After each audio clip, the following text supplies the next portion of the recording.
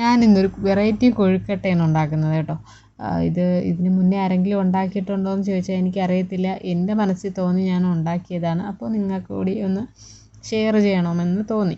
അപ്പോൾ അരിമാവിൽ ഉണ്ടാക്കുന്നതാണ് കുറച്ചുകൂടി ടേസ്റ്റ് കേട്ടോ. ഞാനിത് ഗോതമ്പ് മാവിലൊന്ന് ടെസ്റ്റ് ചെയ്തതാണ്. അപ്പോൾ മാവിനെ ചപ്പാത്തിയുടെ പരുവത്തിൽ കുഴച്ച് മാറ്റിയതിന് ശേഷം ചെറിയ ഉപ്പ് വെള്ളത്തിലായിരിക്കണം മാവ് കുഴയ്ക്കേണ്ടത്.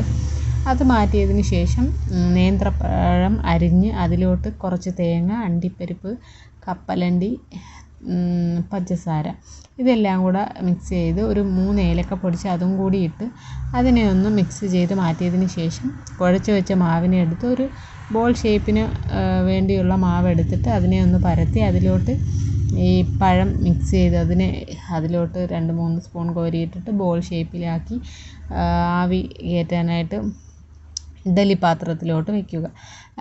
അതൊക്കെ ഒന്ന് വട്ടയില വെച്ച് കൊടുക്കുമ്പോൾ അതിൻ്റെ ഒരു ഫ്ലേവർ കിട്ടും. അതിന് വേണ്ടിയിട്ടാണ് ഞാൻ വട്ടയില വെച്ചത്. അപ്പോൾ നിങ്ങളതിനെ ഒന്ന് ആവി കയറ്റി വരുമ്പോൾ ആ അണ്ടിപ്പരിപ്പും കപ്പലണ്ടിയും അതൊക്കെ ഒന്ന് ഒരു ചെറു ചൂടോടെ കഴിക്കാൻ നല്ല ടേസ്റ്റാണ്. അപ്പോൾ ഇഷ്ടപ്പെട്ടാൽ നിങ്ങൾ ഇത് ട്രൈ ചെയ്യണം. ഇഷ്ടപ്പെട്ടാൽ ലൈക്ക് ചെയ്യണം.